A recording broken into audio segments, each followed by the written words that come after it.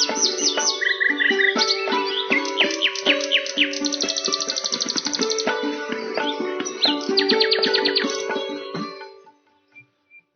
ستړي مشي، سهار مو په خیر. په دې هیله چې راک روغ جوړ خوښ او خوشحاله بیاست. زه مالیار له یوې نوې خپرونې سره له خپل میلمه همکار او د دې خپرونې مخته تلونکي سره به ستاسو په درانه چوپړ کې د 9.9 څپې اورئ. هر چېرته چې یاست د ټولو د سهار په خیر وي، که په کور کې یاست، بازار کې یاست، موټر کې یاست، هوټل کې یاست، له موږ سره اوسئ. ارواپوهنې ته ځانګړې شوې خپرونه ده، هره سې شنبه او یک شنبه له 10 نه تر 11 بجو به ژوندۍ پر مخ ځي. دا خپرونه ارواپوهنې اروايي ستونزو ته ځانګړې شوې ده. ماشومانو تربیت کې، حافظه کې، زناشویي کې، په ګډ ژوند کې د مور و پلار او داسې ورته نور هغه څه چې ذهني فشار، ژور خفګان او ذهني ستونزې رامنځته کوي، هغه څوک چې په رواني ستونزو باندې روږدي دي او کوم خلک رواني ستونزو ته نږدې دي او یا هم کوم ډول کسان کولی شي له دې ستونزو نه ځان وژغوري. له ما سره په خپرونه کې د ارواپوهنې استاد سید حبیب دانشیار هم راسره ده. نور به په دې خپرونه کې راسره وي چې هره یک شنبه او سې شنبه د سهار له 10 نه تر 11 بجو پر مخ ځي. سید حبیب دانشیار د ارواپوهنې زده کړې پر ایران کې کړي. 18 کاله یوازې د ارواپوهنې په برخه کې مطالعه لري. 10 کلنه کاري تجربه لري چې دلته په سیاسي علومو کې زده کړې کړي او په ایران کې په ارواپوهنه کې زده کړې کړي. د 2 کتابونو لیکوال دی چې ټول واړه کتابونه یې په ارواپوهنه کې لیکلي. استاد ستړي مشئ او په خیر راغلاست. تاسو ستړي مشئ. اعوذ بالله من الشیطان الرجیم، بسم الله الرحمن الرحیم. سلامونه، نیکی هیلې اول تاسو ته، ستاسو محترمو همکارانو ته او ټولو خوږو او ګلونو اوریدونکو ته. امید لرم چې ټول روغ او جوړ او خوشحاله وي. ډېر مننه استاد، خوشحاله اوسئ. ارواپوهنې خپرونه ته اړتیا ډېره وه. ډېر خلک له موږ نه تاسې بهتره پوهېږي په رواني ستونزو باندې روږدي دي، هغه که ذهني وي او یا هم د دوی ژور خفګان او داسې نور. د ماشومانو په برخه کې، د مطالعې په برخه کې، د زده کړو په برخه کې، که په ټوله کې په لومړي سر کې په ارواپوهنې باندې راته وغږېږي او له دې سره سره ارواپوهنه دا څه شی او څنګه؟ بله، لکه څنګه چې تاسو وویل، د انسان وجود 2 بعدو باندې تقسیمي، چې یو جسم ده، یو ذهن ده. اصلي پاچا په وجود کې ذهن ده، فکر ده، چې هغه اکثریت کنټرول په جسم باندې لري. جسم هم تاثیرګذار په ذهن ده او ذهن هم تاثیرګذار په جسم ده. نو که چیرته مشکلات په ذهن کې پیدا سي، په جسم باندې تاثیر کوي، او که چیرته په جسم کې پیدا سي، په ذهن باندې تاثیر کوي. دواړه مرتبط دي. دا چې وایي چې په جوړ بدن کې جوړ ذهن یا جوړ ذهن په جوړ بدن کې، نو همدغه یو حقیقت. موږ راځو اصل د ارواپوهنې بخش ته. اصل هدف مو رواني ناروغۍ دي. په دې بخشو کې لکه تا چې څنګه وویل، زه ډېر کاله کې په دې بخشو کې مطالعه لرم. حتی د شپې په 3 بجو باندې هم ته 5 بجو پورې مطالعه لرم. نو ډېر مې فقط په دې فکر وم چې څنګه کولی شم د خلکو دپاره یو داسې مصدر د خدمت شم او د خلکو دپاره مفید واقع شم. نو لوړه لا په خو به ښه نه وي، خو ډېر څه مې په دې بخشو کې کړي دي. تر هغو ځایه پورې ما مطالعه کړي دي، شاید 3,000 شاوخوا کتابونه ما په دې بخشو کې مطالعه کړي. ځکه یو وخت خپله ما ته داسې یوه ناروغي پیدا سوې وه او په دې پسې وم. نو وروسته په دې پوه شوی یم چې یاره او خواته به څه نه وي کې، که یم خلک به نوي د ځانه جوړوي، ځکه هغه بنیادونه یې ما راپلټلي. دا یوه داسې ناروغي ده، خپله د صحت د روان یا د روغتیا د روان په باره کې ساده مفهوم او تعریف ته یې ځو چې هدف د صحت یا د روغتیا د روان دا ده چې انسان جسمن او ذهنن باید روغ وي. که جسمن او ذهنن انسان روغ وي، هغه د یو کامل روانه برخورداره انسان ده. خو دا چې مخکې مو ویل چې په جسم په ذهن باندې او ذهن په جسم باندې تاثیر لري، هغه انسانان چې ذهن یې نارملی او جسمن هم ښیي، د روزمره مشکلاتو په مقابل کې حوصله ولري، توان یې د دې ولري چې هغه مشکلات دوی حل کړی شي، بې د دې چې ډېر یې ضعیفه کړي یا یې د کاره وغورځوي یا یې د ډېر وخت دپاره پریشانه وساتي. نو موږ په دې پوهېږو چې دا سړی نارمل حالت لري. د رواني نګاه نه دغه سړی جوړ ده، تر ډېره حده پورې کولی شي هغه د مشکلاتو مخه ونیسي او حل یې کړي. نو ژوند په دې معنا نه ده چې سړی به مشکلات نه لري، ژوند په دې معنا ده چې څنګه کولی شو موږ همغه مشکلات حل کړو. نو فقط موږ همدغو ځایو ته راځو.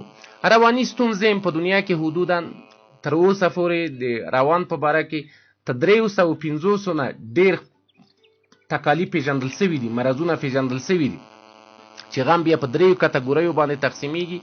وروسته موږ په دې خبرې کوو. نو د ټولو دپاره د خوشبختانه یوه دا خبر ده چې تر ډېره حده یې دغو مرضو سره هم ګزاره کي او تر ډېره حده هم د مابینه ځي، یعنې د پای ټکی ورته ایښودل کي. بله ډېر مننه، خوشحاله اوسئ. ژوندۍ خپرونه د 0 اوه 498 0 0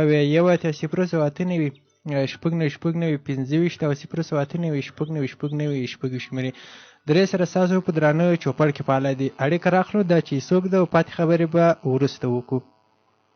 سلامونه ستړي مه شئ، سهار مو په خیر. ښه خیرات ته. ډېر مننه. کور ودان څوک او له کومه ځایه؟ کومه راډیو ده دا وروره؟ اړیکه به یې قطع کړو.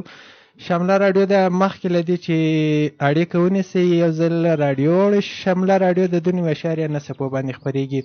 اروايي ستونزې یا هغه ستونزې چې په ذهن باندې اغیزه لري، ذهني ستونزې لکه څنګه چې استاد دانشیار ویل په روح او روان باندې دواړو باندې اغیزه کوي.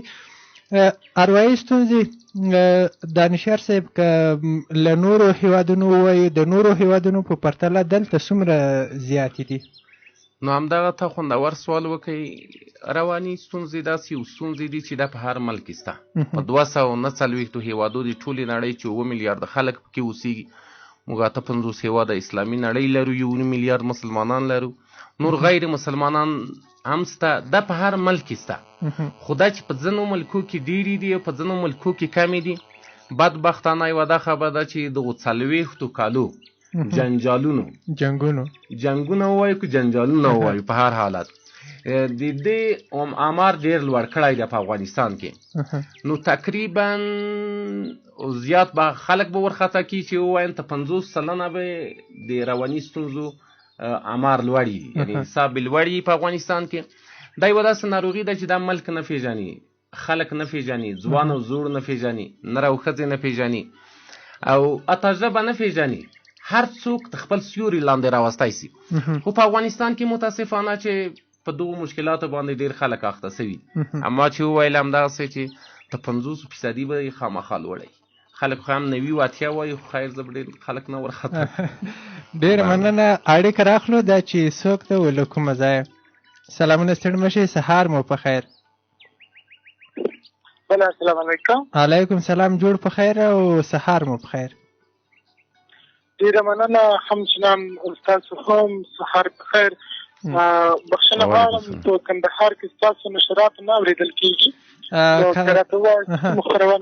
ډېر مننه. کور ودان له دې نه وروسته به زموږ خپرونې په ژوندۍ بڼه د هېواد په هره برخه کې وي.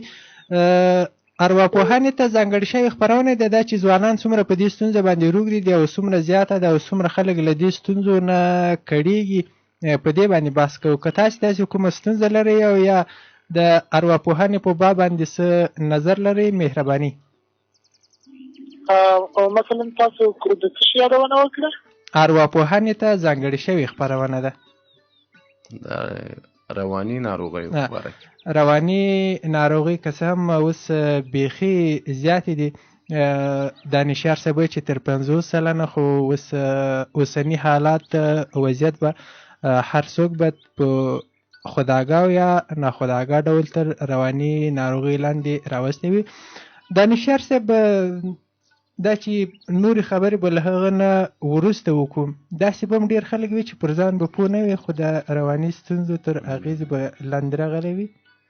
یو خو لکه څنګه چې تا وویل اصلي مسایل موږ د همدغو دپاره نن راټول کړي دي چې دو ته اشاره کوو. ډېر خلک دي چې په دې موضوع باندې دوی نه پوهېږي چې آیا زه جوړ یم که ناروغ جوړ یم که ناروغ یا به ډېر داسې وي چې ناروغان به یې خو په دې به دوی نه پوهېږي چې زه خپله ناروغ یم که جوړ یم، یعنې ځان به جوړ ورته معلومي او ناروغ به یې فکر به کوي چې زه مثال خبرې جوړ یم. نو مساله په کتم دغو ځای ته موږ دغه کوو چې یو خو دا چې په افغانستان کې متاسفانه د تداوی لارې نشته، په دې باندې خلک نه پوهېږي چې اوس که یو څوک په رواني ناروغۍ باندې اخته وي د دې د حل لارې موږ څنګه ورته ولټوو، څنګه یې تداوي کړو.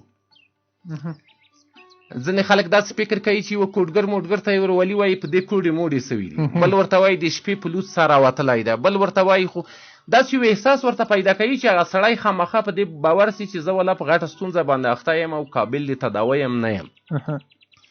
نو مو مخالف د دعا نه یو، مخالف د تعویض نه یو، مخالف د دم نه یو، اصل شفا ورکوونکی خدای ده، هر څه ځکه خالق ده.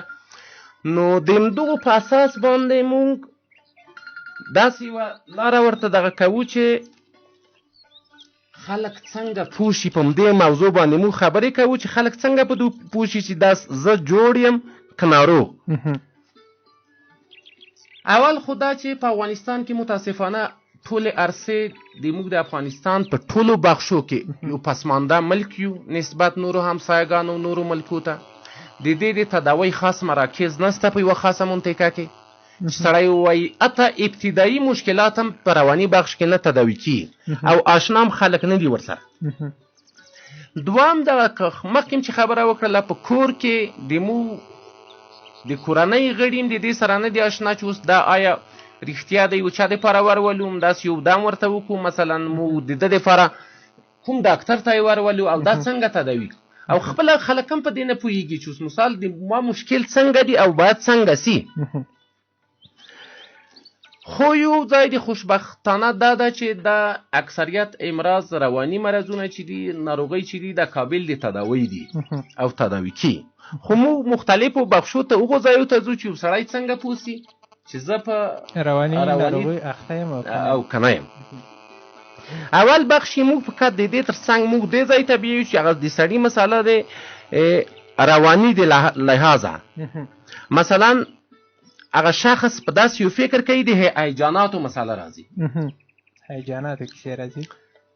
یو خو دا چې طبعا په ژوند کې بعضې وختونه موږ تاسو خوشحاله کیو، خوشحالي مو لوړي، یوه ګټه کوو یا مثال یوه بریا ترلاسه کوو، یو پنتون ته کامیابي، یوه کانکور کې کامیابي، یا مثال خبرې یو ماشوم هم په کور کې پیدا کي، یا مثلا یو داسې څه پېښېږي چې هغه زموږ د خوشحالۍ سبب وګرځي، طبعا هم خوشحاله کوي. خو برعکس د دې یو وخت موږ ضرر کوو، یو څه د لاسه ورکوو، یا د پلار مړینه او د ورور مړینه یا مالی ضرر، نور بخښونه چې دا طبعا موږ خفه کوي، خوابدي کوي. او بعضې ځایونه داسې حالات راځي چې موږ ډېر نارمل حالات لرو، که حتی یو نفر بده خبره ته وکوي وایي چې خیر نه پوهېږي ورته خاندو. بعضې وختونه داسې یو حالات راځي چې په یو عادي خبر باندې موږ ته ډېره غوسه راځي، وایي حوصله نه لرو. نو دا یو طبیعي حالات ده. نو سړی دا شک نه کوي چې یاره زه څنګه خوابدی شم، نو خامخا رواني ستونزه لرم. دا یو طبیعي حالات ده په ټولو انسانانو کې، دا نارمل حالات ده. خو د هیجاناتو یو داسې بخش راځي کله چې یو سړی دوامدار خوابدی کېږي، د هغو اصلي علت نه یې معلوم چې اوس دا سړی دی مثال ولې خوابدی دی، یا ډېرې خبرې کوي چې مفهوم یې بیخي معلوم نه وي، یا دغه شخص مثلا بیخي خبرې نه کوي، کمخ کې چې کومې خبرې کولې غلی پاتې، یا په دو خبرو کې داسې څه وایي زه رئیس جمهور یم، یا مثال د خبرې د دې منطقې وکیل یم ځانه، یا ډېر غټ سړی یم، خلک ماته احترام نه یږدي. نو ګډې وډې خبرې کوي. کله چې دغه یو حالات په چا کې مو ووینو یا دی خپله په ځان کې وویني، یعنې غیر منتظره دی دنه یو څه ویل کېږي، نو دی دې په دې پوه شي چې بدبختانه زه په دې ناروغۍ باندې مبتلا سوی یم. دا یو حالت ده. د هیجاناتو بخش په همدغو طریقه باندې دغه سړی ناقراره ده، په خوب کې تغییرات راځي. مخکې نارمل خوب درلود، اوس خوب نه لري، 2 ساعته خوب. دغه سړی یو انزوا ته ځي، مخکې چې کوم ارتباطات د خلکو سره درلود هغه نه لري، اوس یې نه لري. په خپل ځان پسې جسما نسی رسېدی. مخکې ډېرې پاکې جامې اغوستې، ښه عطر مطر یې لګول، ځان یې پاکوئ. اوس بیخي نه د کالیو په کیسه کېده، نه د جوب کیسه کېده، نه د بوټو په کیسه کېده. مخکې د خلکو سره ډېر زړه غوښتل چې دی د خلکو سره روابط ولري، او دی اوس ځان ځنې ګوښه کوي، انزوا انتخابوي. نو دی باید په دې پوه شي چې زه په رواني تکلیف باندې اخته سوی. یا مخکې په خپل فامیل سره، د خپلې کورنۍ سره، د خپلو ماشومانو سره ډېر ښه سلوک درلودی، د هر څه دپاره یې حوصله درلوده. مثلا هغو ته یې لارښوونه کوله، تقسیم اوقات یې د ځان دپاره درلودی، مشخص اهداف یې درلودل. اوس دا ټول شیان نه لري، په هره عادي خبر باندې یو جنجال کوي د خپلو ماشومانو سره، په کور کې جنجالونه کوي. نو موږ باید په دې پوه سو چې دا سړی په رواني تکلیفو باندې اخته سوی. یا یو شخص ته مثلا یو څه درکوي، یو څه ویني چې نور خلک یې نه ویني، یا یو څوک ګوته دستور ورکوي، هغه هیجاناتو خاص بخش ده د هیجاناتو په نامه باندې امر ورته کوي چې مثال داسې کار وکړه، یا د و سره جنجال کوي، یا سړی د ځان سره خبرې کوي، جنجال کوي یا جنګ کوي. ډېر خلک موږ تاسو وینو. نو دا هم داسې یو حالت ده چې هغه سړی باید په دې پوه شي چې هغه سړی بیخي د کنټروله وځي، او دا یو رواني تکلیف ده په دې بخش کې. یا یو شخص ده چې هغه ذهني او جسمي قوا د لاسه ورکوي. داسې یو حالت ته ځي هغه شخص چې مثال د خبرې د تا د اعمالو په مقابل کې دی خپل واکنش نه ښیي. ته یوه پوښتنه ځنې کوې، ځواب نسي درته ویلی، ته یو حرکت نسي کولی. داسې یو حالت ته ځي هغه سړی که مثال د خبرې ذوب حالت ته ځي. نو موږ په دې پوهېږو چې هغه سړی رواني ستونزې لري. که چېرته د شخص په خوراک کې تغییر راغی، خوراک کې ته هر لوړ سو یا کم سو، مثلا په خوب کې مخکې مو وویل مثال خبرې، په جنسي قوا کې د مشکلات پیدا سول. نو موږ په دې باید پوه سو چې دغه سړی په رواني تکلیف باندې اخته ده. او یو سړي توان د دې نه درلودی چې مشکلات حل کړی سي، عادي مشکلات دی جوړوي، د کاره یې غورځوي. نو موږ بیا هم په دې باید پوه سو چې دغه سړی په رواني مشکلاتو باندې اخته ده. بلې داس خو ډېر شیان دي، خو تر دغه پورې موږ فقط دغه علامې دي. او ځینې داسې خلک دي چې مثال د مور نه کله چې تولد کي میراثي مریضۍ لري، ستونزې لري، چې هغه نو ځان ته بخښه لکه میرګي او ځینې نور داسې. ارواپوهنې ته ځانګړې شوې خپرونه د 0 4 یو اتیا رواني ناروغیو ته ځانګړې شوې خپرونه ده. که تاسې دا نښې په ځان کې لرئ نو پوه شئ چې له بده مرغه تاسې په رواني ستونزو باندې، رواني ناروغي باندې اخته یاست. اړیکه لرو. په دې برخه کې زموږ ځوانان، هغه که نوجوانان په زیاته کچه اوس چې څومره ښکاري، کوم لوی مهم باب چې موږ باید ووایو هغه د مینې باب او په یو چا پسې د ځان پیوستګي ده. دې لوی ستونزې راپورته کړي. دا ټول هغه څه دي چې په راروانو خپرونه کې به موږ ورباندې بحث کوو له دانشیار صاحب سره.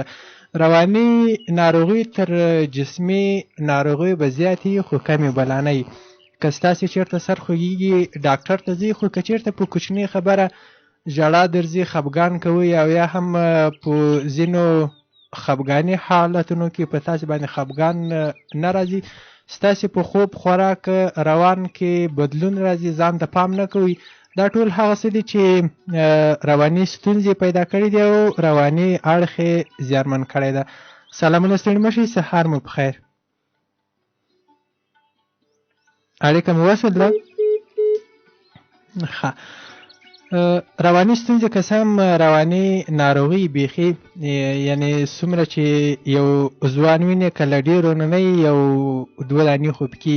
استاد یو پوښتنه چې زما ذهن ته راځي، دانشیار صاحب، رواني ستونزې یا رواني ناروغي ټولې په یو ډول دي او که په دې کې اسان او سخته شته پکې؟ دا ما درته وایي چې دا په 3 کټګوریو باندې تقسیمیږي. ابتدایی دي، متوسطی دي او پیشرفته. اعلی درجه دي. او اعلی درجه همداسې مثال دی خبر. نو دا فرق کوي، په 3 کټګوریو باندې تقسیمیږي. خو مخکې چې وویل بیا د 2 انواع او اقسام حدودا تر 350 نه هم ډېر دي. نو دا چې په افغانستان کې مخکې دا خبره چې موږ خپله د دې سره اشنا نه یو، د تداوی د لارو سره چې دا څنګه تداوي. ځای د خوشبختۍ دا ده چې اکثریت د دې قابل د تداوی دي او بې د ډاکټر او دوا نه هم قابل د تداوی دي. 90% 80% دا فقط په مشورو باندې تداوی کیږي، د افکارو په تغییرو باندې تداوی کیږي. 10% زه پخپله په دې 18 کاله تحقیق کې دې نتیجه ته رسېدلی یم چې 10% فقط یوازې په دوا باندې تداوي کیږي. دوا هم په افکارو کې تغییر راولي. افکارو کې تغییر راولي. رښتیا هم رواني ناروغي تر ټولو خطرناکه ناروغي دي. سلامونه ستړي مه شئ، سهار مو بخیر. ډېر مننه، خوشحاله اوسئ. څوک و له کومه ځایه؟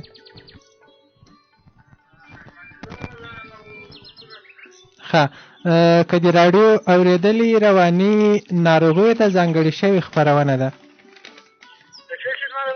رواني ناروغي. عصبي مرضونه. دانشیار صاحب، په ټوله کچه څوک د خوابدي کېږي نه، ورباندې روږ دي دي، ورباندې مبتلا هم دي، خواته لا پېژني هم نه. یعنې دومره یو عامه پوهاوی نه ده ورته شوی چې تاسې دا کومه ستونزه چې تاسې ته پیدا ده دا په رواني ناروغیو باندې اړه لري. موږ به په دې خپرونه کې له دانشیار صاحب سره په دې رواني ناروغیو باندې خورا ډېر کار وکړو. اړیکه لرو. ښه، پرېښوه را سره. دانشیار صاحب، د اوسني وضعیت کې هغه کوم چې اړخ ځوانان لري او کومې چې پیغلې لري یا نجونې لري، په دې دواړو کې اړیکه راخلو. له هغه نه وروسته به زه خپله پوښتنه وکړم. سلامونه ستړي مه شئ، سهار مو بخیر. وعلیکم السلام. یو سلام تا ته، بل سلام ډاکټر صاحب. جوړ بیه. علیکم سلام، ډېره مننه، خوشحاله اوسئ. څوک و له کومه ځایه؟ اقبال خبرې کوم له پکتیا نه. اقبال صاحب، داسې ښکاري چې راډیو دې اورېدلې او خپرونه دې هم اورېدلې. او که نه، مننه. کور ودانه تاسو نه مننه او له ډاکټر صاحب نه یو جهان مننه. ډېر مننه ډاکټر صاحب. نور نو له موږ سره وي، مهرباني له تا نه به یې واورم نظر لري او که کومه ستونزه په خپل ځان کې ویني. یو نفر ده د اعصابو مشکل لري چې ډېر وغږېږي، په سر یې بوج ورسي او په دغو حالات کې خشک هم ډېره ورځي او مطلب چې ګولۍ ونه خوري خوب نه ورځي. ښه، عمر به یې څومره وي؟ عمر به یې تقریبا 24 کاله وي. دا خو لا ځوان ده. د سر ضربه مربه به یې خوړلې وي که نه؟ څه ټکر مکر یې کړی د سر ضربه یې خوړلې نه؟ نه که نه. څه نشهیي توکونه استفاده کړې؟ نه. نشهیي توکونه خو استفاده نه کوي؟ نه. په کورنۍ کې خو هم دی داسې څوک نه لري چې په دو مشکلاتو باندې مبتلا وي، مثلا پلار، مور، بابا، انا، داسې یو څوک؟ نه، خو هېڅوک کوم په دې مشکل نه یې بابا نه یې انا په دې مشکل مبتلا دي. خدای د وخت راشي دغه د اعصابي مشکل لري. په دې باندې تاسو نه یې پوه سوي چې د ولې د موضوع ورته پیدا سوې ده، د کوم مشکلاتو سره دا یې مخامخ سوی او څومره وخت کې؟ تقریبا دا یو 6 کاله کې چې دی به له دې مشکلاتو سره مخامخ سوی. ولې اخته سو؟ سړی خو رواني ستونزې همداسې نه پیدا کي نه، هر معلولیت یو علت لري. نو دی ولې په دې مشکلو باندې اخته سو؟ څه یې د لاسه ورکړل، ناکام سو، تاوان یې وکړي، مثال د خوا کې څوک یې د لاسه ورکړل، پلار او مور یې مړه سول په جنګ کې او غټه صدمه ورته ورسېده. که یو په یو خو همداسې نه ورته پیدا کي. تاسو داسې ځای پیدا کړی چې دته ولې دا ستونزه پیدا سوې؟ ډار سوی د شپې یا بله داسې کیسه یا د غټ حادثو سره مخامخ سوی چې دته دا وضعیت پیدا سوی یا کورنۍ کې مشکلات درلودل؟ ستونزه دا مشکلو مخته به مطلب موټرسایکل یې چا ځینې پورته کړی وای چې په سوچ کې له سوچ چې داسې اعصابو مشکل ورته پیدا سوی و. ډېره مننه ډاکټر صاحب. خپله دانشیار صاحب خپله مشوره تاسو ته درکړي، له دې نه وروسته به که تاسې ورباندې عمل وکړي خو لا بهتره که نه له موږ سره په نورو خپرونو کې د نورو مشورو لپاره لا برخه واخلي. ډېره مننه. السلام علیکم. لکه څنګه چې دو محترم ورور وویل، د فامیل یا ملګري دپاره داسې یوه ستونزه پیدا شوې ده چې دی بې خوبه بې ګولیو نه خوب نشي کولی او سر یې همیشه درد کوي. نو هر معلولیت یو علت لري. رواني ستونزې هم داسې دي چې غیر منتظره نه راځي، یو څه به وي لکه دا چې ویل چې اوس موټر سکیل باندې څنګه سوی و. نو د دې دپاره زه خپله ډېر متکي په دوا باندې نه یم. هغه څوک په کورنۍ تاوتریخوالی لري په کور کې د خپلې ملګرې سره مثلا، یا اقتصادي ستونزې، یا مثلا نور داسې یو غټ جنجالونه دی ولري، یا د چا سره شخصي دښمنۍ ولري، یا مثال د خپلو اهدافو دپاره هڅه کوي په خپلو اهدافو کې شکست خوړلی وي، یا مثلا بل چا د ډار په واسطه باندې چې د بل چا نه ډاري، یا مثال همیشه په دې فکر کې ما څوک ونه وژني، ما څوک داسې نه کړي، یا مثال په ما کوډ یو جادو نه ایستې وي. دا باعث دي کېږي چې د سړي دپاره سرخوږی پیدا سي او خوب یې ورک سي، یا د نشې د نګاه نه. نو دا خو په دوو خبرو باندې نه تداوي کېږي. داسې نه چې موږ دغه شخص موږ خپل ادرس ورکوو، ځکه موږ یې اصل شخص باید ووینو، خپله د دې نه پوښتنې وکړو. موږ متکي په دوا باندې نه یو. سرخوږی بیخي اصلا وجود نه لري، غیر دغه نه چې چا ټکر کړی سرخوږی نسته، د وجود د اوبو کموالی دی. دغه شخص باید ډېرې اوبه وچکي، د اوبو نه استفاده وکړي. نو په څنګ د دې کې د ورزش نه استفاده وکړي، نیم ساعت په خپله حویلۍ کې منډه وکړي، فاتحې ته هغو د غمو حالاته غمګین خبرونه هغه څه چې دی پریشانه کوي باید بلکل د هغو سره دی فاصله ونیسي، هغه کارونه بلکل ونه کړي چې په هر سپغو رواو کارو باندې چې دی خوشحاله کیږي، دی آراموي او د خدای عبادت وکړي. دوه رکاته همیشه د شکرګزارۍ لمونځ وکړي، په خدای باندې متکي چې یعنې که ټوله دنیا تصمیم ونیسي د ما دپاره یو ضرر ورسوي، بیا هم چې د خدای خوښه نه وي ما ته نه رسېږي. نو متوکل په خدای. او یوه دا خبره چې ټوله دنیا د فکر خرابوالي په اندازه باندې ارزښت نه لري. دا نافیلون هیل وایي او ښه خبره کوي، زم په دې باور یم. ولې؟ دې په خاطر ملا نصرالدین یې خپلې لور ته کوزه ورکوي، وایي ته لاړ شه د چینې نه اوبه راوړه. هغه چې کله چینې ته حرکت کوي یوه جانانه څپېړه ورکوي. نو ماشومه په ژړا کې نور ورته وایي چې لیونی دا دې ولې ووهله دا نجلۍ؟ وایي دې په خاطر مې ووهله چې کوزه ماته نه کړي. هغه ورته وایي ته څومره لیونی یې چې کوزه یې نه ده ماته کړې، تا په څپړو ووهله. دی مخ وراړی، وایي چې تاسو لیونیان نه یې، کله چې کوزه ماته کړي بیا څپړې څه په درد خوري. نو ښه خبره داسې نه وایي چې مخکې وویل سي چې کوزه ماته نه کړي. هدف دا چې موږ هغه وخت فکر خرابوو، مشکلات لا د ځان لپاره زیاتوو چې هغه اوبه ته ورخ تېرې سوي وي، یعنې کار ته کار تېر سوی، یعنې مخکې له دې چې کومه ستونزه راشي موږ یې غمه نه خورو. آفرین. کله چې غیر منتظره هم ډېرې ستونزې راځي نه، خو بیا فقط د هغو د حل دپاره باید تلاش وکړو، نه دا چې فکر ورته خراب کړو. یو موټرسایکل له لاسه ورکول په دې نه ارزي چې دومره ستونزې د ځان ته پیدا کړو. د دانشار صاحب اصلي هدف دا و. اړیکه بله راخلو، څه ټوله دنیا د ارزښت نه لري، سړی فکر اړیکه بله راخلو. سلامونه، ستړي مه شئ، سهار مو په خیر. علیکم سلام ماریا صاحب، سهار په خیر، څنګه شئ؟ ډېره مننه، کور ودان خوشحاله اوسئ. له نوم سره د مخکې اشنا وم، خو دا چې اوس به بیا راته واخلئ. مهرباني څوک له وردګو نه؟ ماریا صاحب نوم په مې در نه مهم ده خپرونه من دا سوال داشتم. نظرم نو به خوبی سره معظم داشته به خوبی سره مخامخ شم. نور کله مثلا خواهی لایده کدم درست میده مثل که نه در څه رقم شیشه بسیم که ونیسم. ښه، زه ستاسې په ستونزو باندې له مخکې نه هم پوه وم. فکر کوم تاسې له ما سره په غبرګون کې برخه اخیسته. هغه دا و چې تاسې خپله کورنۍ کې لږه ستونزې لرئ او له ژور خفګان سره مخ واسته. داسې ده ماریا صاحب، ما ډېره دوام وخوړله، نقیب الله هم ځای ته که نقیب الله هم مسعود د ده دوام یې وخوړله، د مسپیک سمیم ډېره دوا وخوړله، خو نور کله په دوا ویده کېدم اوس ټوله ستاوي شم، ټوله ستاوي. یوه دقیقه هم نشم ویده کېدلی. ساعت چې وچې مخ مې پړسېدلی وي، څه اشتها مې هم نشته، وزن مې هم کمېږي. هېڅ خوب نه چې داسې احساس نه کړم چې زه یعنې بېخوبه یم. بل رقم ته او چې خوب راشي نو د زړه مې یو رقم درد وکړي چې د زړه په درد ویښه شم، بیخي زیاته څه ناراحته یم. نفهم چې دفتر به زه به ورته خلاصم که په نشي. هغه د چا خبر ده ستاسې پر روان کې ډېرې خبرې دي او ډېر کار ده، خو بیا هم په ټوله حده کې دا چې بیا به تاسې له استاد سره مخامخ هم ووینئ او مشورې به ترلاسه کړئ. له دې سره سره تاسې زموږ ټولې خپرونې واورئ، ځکه موږ په ټولو موضوعاتو باندې غږیږو.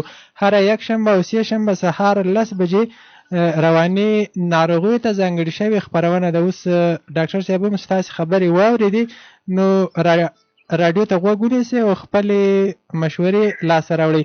خو دا به لا اوس تاسې ته وایم په 10 یو میاشت کې شاید تاسې ښه نه شئ، خو له هغه نه اخوا انشاءالله تاسې به ښه کېږئ. کاشکې ښه شم مایا صاحب. دا ده که ما خو د استاد عظیمي ډېرې خپرونې تعقیب کړې، یعنې 5-4 کاله ورسره پاتې وم. استاد جمشید راسره خو نه ښه کېږم، نه پوهېږم چې څه راکنم، کله ښه شم کله بېرته راشم. حتما به ښه شي. تاسو ته ښه ورځ غواړم. زه داسې ډېره غږېږم او بښنه کوم. ډېره مننه. کور ودان ښه کېږي، حتما به ښه شي. کور ودان خو ستا نوم مې سم وانه اخیستی؟ مالا صاحب مې ډېر ډېره مننه. کور ودان ښه ورځ. د نشر صاحب موږ د غبرګون خپرونه لرو. غبرګون خپرونه ټوله کې په اجتماعي ستونزو باندې بحث کوو، دا چې یو څوک ولې له ژور خفګان، کورنۍ ستونزې او داسې اړخونه، یعنې دا خپرونه د راډیو له پیل نه تر اوسه وه. دا خور له هغه وخته راهیسې داسې ستونزو سره مخ وه. کورنۍ تاوتریخوالی د دې بیخي یعنې لوړې کچې ته ختلی و. هغه وخت داسې وه چې موږ ورسره خبرې کولې، په د شپې به 1-2 ساعته خوب نه و، نور به یعنې یو اندازه نورمال وه. نور نو ته پوه شه او اورېدونکي پوه شه. زه بیا هم سلامونه او نیکې هیلې محترمې خور ته وړاندې کوم. اول خو د تداوی مسائل د انسان روغتیا او مریضي، د انسان خوشبختی او بدبختی، د انسان فقر او ثروت، د انسان لوړوالی او ټیټوالی، فراز او نشیب، د انسان اته جنت او دوزخ، دا د انسان په باور پورې مربوطه مسله ده. باور ډیر مهم ده. اصلي رول په ژوند کې فقط باور لوبوي. د کائناتو د راز یو علم ده چې هغه فقط د جاذبې په نامه باندې یادېږي. همدغه محترمه خور چې وایي چې زه هیڅ نه ښه کېږم، نه پوهېږم ولې نه ښه کېږم، اولین مشکل د مریضۍ فقط همدغه ده چې دا سر د اوس نه باید باور ولري، هره ورځ 100 واره 300 500 واره تلقین وکړي، د ځان سره ووایي په تلقین شاید پوه نه سي نن مې پر کړی، ورځ پر ورځ ښه کړي، مرض دې نه یادوي، فقط ښه والی، جوړه سوې یم، د ورځې مې ډېر فرق کړی، نن مې 10% پر کړی، 8%. دا شاید فقط یوازې خبرې دا وبولي، هر څه نه مهم رول په دې کې لوبوي. دا د هر بیګا 100 واره 300 واره د ځان سره وایي انشاءالله نن مې ډېر فرق کړی، ولو کې فرق نه یې کړی، فقط تلقین دی کوي. د دې کلام او خبرې په ټول جسم او ذهن باندې تاثیر کوي او دا د جوړوالي حالت ته ځي. دا اولین کار دا ده چې دې فقط فکر مریض ده، دا نور نه ده مریض ده. دا چې ولې نه ښه کړي مثلا دا دلایل ورته پیدا کوي چې هیڅ دلیل نشته، خامخا ښه کړي او دا یو عادي مسله ده. درېیمه مسله دا راځي چې فقط د دو اصل علت پیدا شي، نو دا په رادیو کې متاسفانه نه کی، ځکه دا مشورې ته ضرورت لري. مو خپل ادرس ورکوو که مخکې ورور ته مو ور نه کړئ. دا فروخي چوک د غزني ښار فروخي چوک نقشبندي مارکیټ 2 منزل د ارواپوهنې د مشاورې مرکز ده. د سهار نه هم ته 12 بجو پورې مو وروسته د دو پیدا کیو انشاءالله چې مال ته یو تشریف راوړي. هغه څه چې زه ورته وایم انشاءالله د خدای په مرسته او کومک باندې، ځکه ما د ارواپوهنه داسې ویلې ده چې هم مې نظري ویلې بیا مې عملي په ځان تطبیق کړې ده، ځکه زه په دې مشکلاتو باندې اخته وم. داسې یوه رواني ستونزه درته پیدا وه چې یا کله ایخوا ته تلم ایخوا ته چې څنګه زه ښه سم، نو زه هغه لارې چې دې ته وښایم هغه لارې دا یې عملي کړي. لا په خو به نه ورته وایم په محکمه کې وثیقه ورکوم که جوړه نه شي. ډېره مننه. او د بل ورور دپاره هم همداسې دا د دې په خاطر نه چې موږ فقط 2 روپیو ته یې دی ګورو ځکه په رادیو باندې مشکلات د دې داسې نه حل کي ځکه د دغو مریض ته باید مسلسل سړی کینی د دوی پوښتنې واروي اصل علت یې موږ پیدا کړو په ضمیر ناخودآګاه کې چې څه دوی ته باور جوړ سوی مغه ځای د مغو ځای نه حذف سي نوی باور ورته جوړ سي نوې طریقې لارښوونې ورته کي نو د جوړېدا به انشاءالله زه په دې باور یم چې خامخا به انشاءالله. استاد ډاکټر صاحب دانشیار لومړی هدف پر ځان باندې مثبت باور ده که چېرته دوی مثبت باور نه پېژني موږ به ووایو چې پر ځان باندې مهم باور هغه دا ده چې دوی دا له ځان سره ووایي چې موږ ښه کېږو یا هم موږ د روغتیا حالت ته روان یو.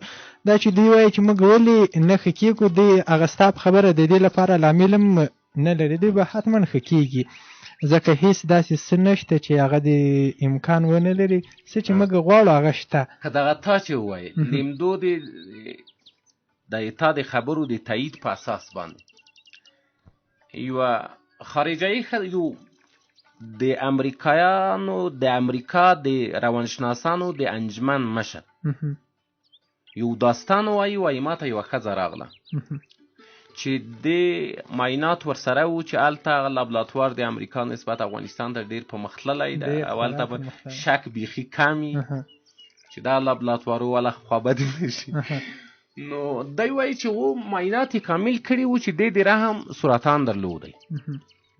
نو هغه ډاکټرانو وروسته نظریه ورکړې وه چې که 13 ورځو پورې تاسې د رحم عملیات ونه کوي دا مریضي مو قابل د کنټرول نه ده چې د کنټرول وځي 90% دا احتمال لري چې ته ومرې.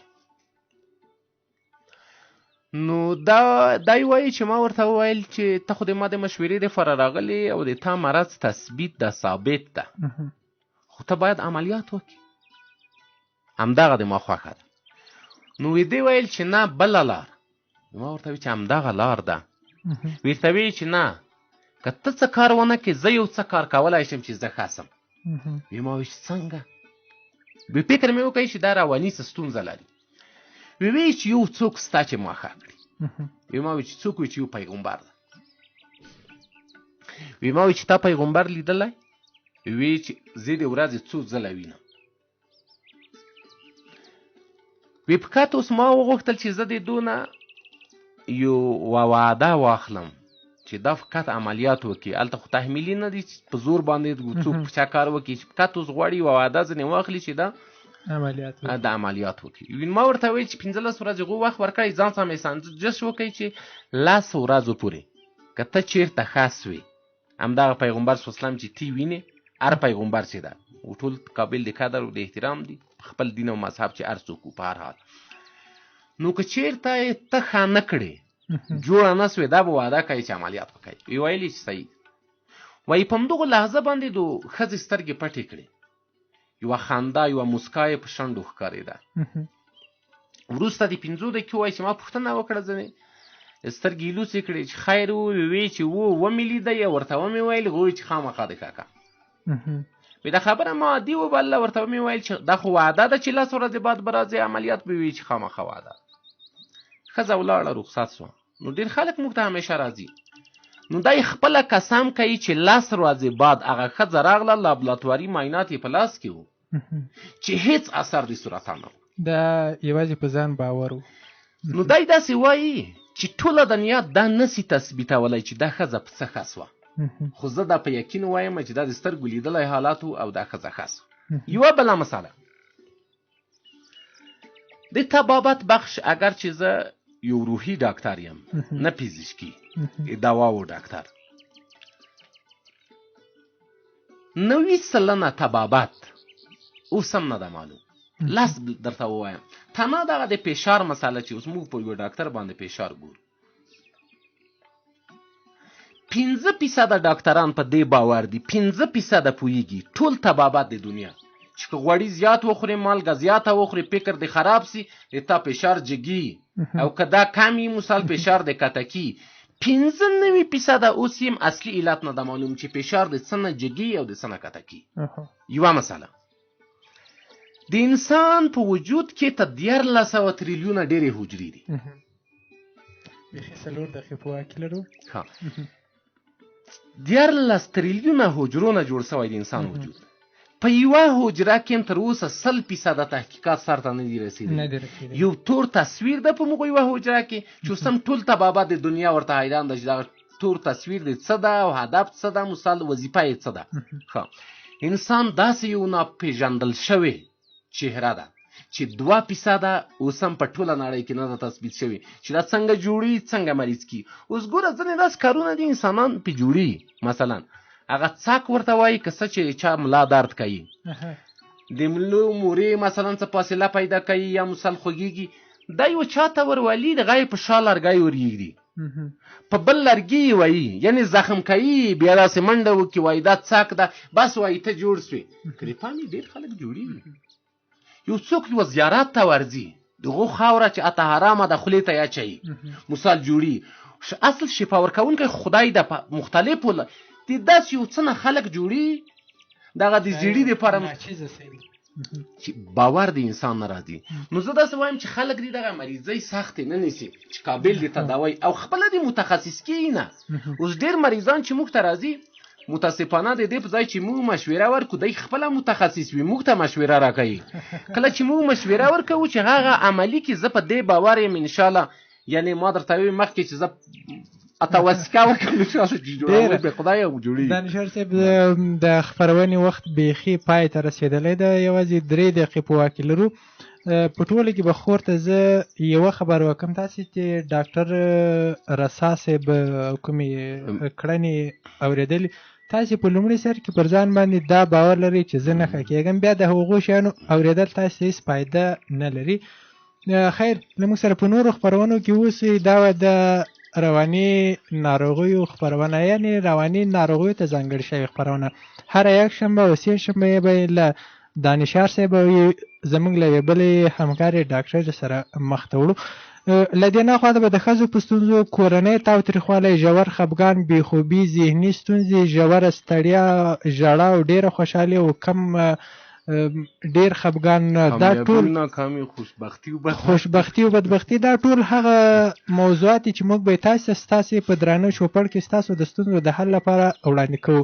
دا وه د دې اونۍ خپرونه. تر بیا ښې چارې لویه لامل شه. ټول مو خدای سپارلي، ښه ژوند ورته غواړو.